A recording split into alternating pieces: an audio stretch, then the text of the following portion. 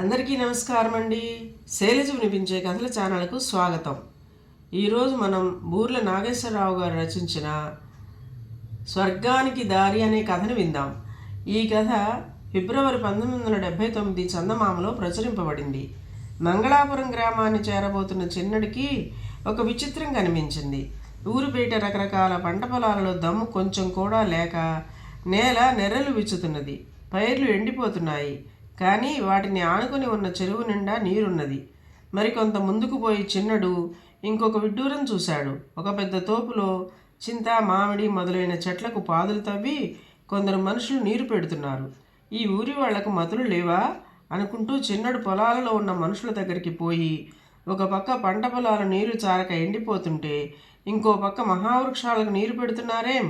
చెరువులో అంత నీరున్నగా పొలాలు ఎండిపోవలసిన కర్మ ఏం పట్టింది అని అడిగాడు. చెరువులో నీళ్లు మా పొలాలకు ఎలా వస్తాయి బాబూ? చెరువు జమీందారుది, పొలాలు మావి.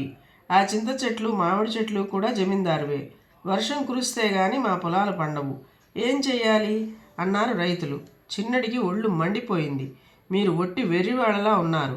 చెరువు జమీందారుదైతే అందులో ఉన్న నీరు అతని తాత పంపిస్తున్నాడా అని చిన్నడు అడిగాడు. జమీందారు తాతకేం బాబు, మా మహాదాత. మా పొలాలు తడిసినాకనే తన పొలాలకు నీరు పెట్టుకునేవాడు. ఒక్కొక్కసారి పాపం తన పొలాలు ఎండిపోయినా చూస్తూ ఊరుకునేవాడు. ఆ రావబహదూర్ కొడుకు రాజారాం బహదూర్ తన పొలాలకు చాలగా మిగిలిన నీరు మమ్మల్ని పెట్టుకొని ఇచ్చేవాడు. ఇప్పుడు ఇక్కడ ఉన్న జమీందారు ఆయన కొడుకు. ఈయన గారి హయాంలో ఎలా ఉన్నది నువ్వు చూస్తున్నావుగా. చుక్క రానియడు. మా బతుకులు చింత చెట్ల కన్నా హీనమైపోయాయి అన్నారు రైతులు. ఈ మాటలు వింటుంటే చిన్నడికి కడుపులో దేవినట్టయింది. వాడు 2 రోజులు ఊళ్ళో ఉండి జమీందారు గురించి వాకపు చేశాడు. జమీందారు ప్రవర్తనకు ప్రత్యేకమైన కారణం ఏమీ లేదు. అతనికి ఇంగిత జ్ఞానం తక్కువ, మూర్ఖపు చాదస్తం ఎక్కువ. నయానో భయానో జమీందారు వైఖరి మార్చి ఊరి వాళ్లకు ఉపకారం చేయవచ్చునని చిన్నడు అనుకున్నాడు. తన చెరువు నీళ్లు దొంగచాటుగా రైతులు తమ పొలాలకు పెట్టుకుంటున్నారేమోనన్న అనుమానంతో జమీందారు ప్రతిరోజు చెరువు గట్టును వెళుతూ ఎండిపోతున్న రైతుల పొలాలను తిలకిస్తూ ఆనందించేవాడు. ఒకరోజు జమీందారు వచ్చే వేళకు చిన్నడు కాషాయ వస్త్రాలు, గడ్డాలు, మీసాలు, మెడలో రుద్రాక్షలు ధరించి మొలలోతు నీటిలో నిలబడి చెంబుతో చెరువు నీరు ముంచి తీసి పరీక్షించి తిరిగి ఒలకపోస్తూ కనిపించాడు. అతను చేస్తున్న పని చూసి జమీందారు ఆశ్చర్యపోయాడు. ఎంతసేపటికి చిన్నడు నీరు తీసి చూసి ఒలకపోయడం మానకపోయేసరికి కుతూహలం కలిగి జమీందారు చిన్నడిని సమీపించి కొంచెం పరిహాసంగా, ఏయ్ సన్యాసి, ఏమిటి నీళ్ళలో దేవులాడుకుంటున్నావు? ఏం పారేసుకున్నావు అందులో అని అడిగాడు.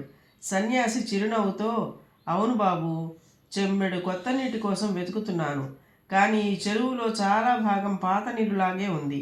ఆ లోకం నుంచి నడిచి వచ్చిన నా శ్రమ అంతా వృధా అయిపోయింది. ఎందుకంటే ఆకాశంలో వేళ్లాడుతున్న ఒక పాపిని ఈ చెరువులోని కొత్త నీటితో స్వర్గానికి పంపవలసి ఉన్నది అంటూ వెళ్ళిపోబోయాడు. జమీందారు కుతూహలం కంగారుగా మారింది. అతను చిన్నడిని వెళ్ళిపోనియ్యక, అయ్యా, ఆకాశంలో పాపి వేళ్లాడడం ఏమిటి? కొత్త నీరేమిటి? ఆ పాపికి ఈ చెరువుకు ఏమిటి సంబంధం? మీరు ఆ లోకం నుంచి నడిచి రావడం ఏమిటి? దయచేసి విపులంగా చెప్పండి అన్నాడు. దానికి చిన్నడు ఇలా చెప్పాడు. నేను పరలోకవాసిని, స్వర్గం నుంచి వస్తున్నాను. ఈ చెరువు యజమాని రామచంద్ర బహదూర్ అటు స్వర్గానికి ఇటు నరకానికి కాకుండా ఆకాశంలో వేళ్లాడుతూ హైరాణ పడిపోతున్నాడు. స్వర్గంలో ఉన్న అతని తండ్రి రావబహదూర్ తన కొడుకు దుస్థితికి విచారపడి ఈ చెరువులో ఉండే కొత్త నీరు చెంబెడు తెచ్చి ఆ పాపి మీద చల్లినట్లయితే అతని స్వర్గానికి రావచ్చునని దేవతలు అనుమతి పొంది ఆ పని చేయడానికి నన్ను పంపాడు. కానీ ఇప్పటి జమీందారు మహాపాపిలా ఉన్నాడు. చెరువు కింది పొలాలు ఎండిపోతున్నా గత సంవత్సరపు నీరంతా చెరువులోనే నిల్వ చేశాడు. ఈ పాపి గతి ఏం కానున్నదో మరి. జమీందారు భయంతో కంపించిపోతూ, అయ్యా, ఈ చెరువు నీటిలో అంత మహత్తు ఉన్నదా అన్నాడు. దీని మహత్తు నీకు తెలియదు. ఇందులోకి వచ్చే నీటిలో హిమాలయ పర్వతాల పవిత్ర జలం కలుస్తుంది. అందుకే చచ్చిపోయిన 2 జమీందారులు పాపపుణ్యాలు దీని మీద ఆధారపడి ఉన్నాయి.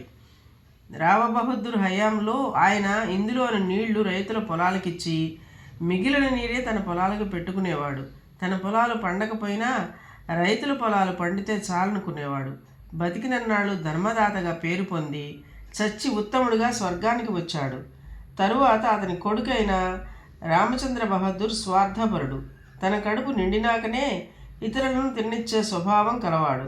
తన పొలాలకు నీరు సరిపడితేనే ఇతరుల పొలాలకు ఇచ్చేవాడు. ఆ కారణం చేత అతను స్వర్గానికి కాకుండా నరకానికి కాకుండా మధ్యలో వేళ్లాడుతున్నాడు. రావ బహదూర్ ఉత్తముడు, రామచంద్ర బహదూర్ మధ్యముడు, ఇప్పుడున్నవాడు అధముడు అన్నాడు. వెంటనే జమీందారు చిన్నడి కాళ్ళ మీద పడి, నేనే బాబు ఆ అధముణ్ణి, నేను స్వర్గానికి వెళ్ళే ఉపాయం చెప్పండి అన్నాడు. చిన్నడు జమీందారును లేవనెత్తి, భయపడకు, పాపభీతి ఉంటే చాలు అన్ని పాపాలు పోతాయి. నేను చెప్పినట్టు చేశావంటే నువ్వే కాకుండా నీ తండ్రి కూడా స్వర్గానికి వెళ్ళగలడు. చూడు, మీ తాత చేసిన పుణ్యం అతన్ని స్వర్గానికి లాగుతుంటే నువ్వు చేసిన పాపం అతని నరకానికి వేసి లాగుతున్నది. ఇప్పుడు నువ్వు ఎన్నో పుణ్యకార్యాలు చేస్తే గాని నీ తండ్రికి నీకు విమోచనం కలగదు. గతాన్ని మర్చిపోయి కొత్త జీవితం ప్రారంభించు. ఈ చెరువులో నీరు రైతుల పొలాలకు విడుదల చెయ్యి అన్నాడు. తరువాత త్వరలోనే జమీందారు ధర్మదాతగా పేరు తెచ్చుకుని అతడి చెరువులో ఏటా కొత్త నీరే ఉండేలా చూసుకున్నాడు. ఇదండి కథ. ఈ కథ మీకు నచ్చినట్లయితే లైక్ చేయండి, షేర్ చేయండి, కామెంట్ చేయండి, సబ్స్క్రైబ్ చేసుకొని నన్ను ఎంకరేజ్ చేయండి. నమస్కారం అండి.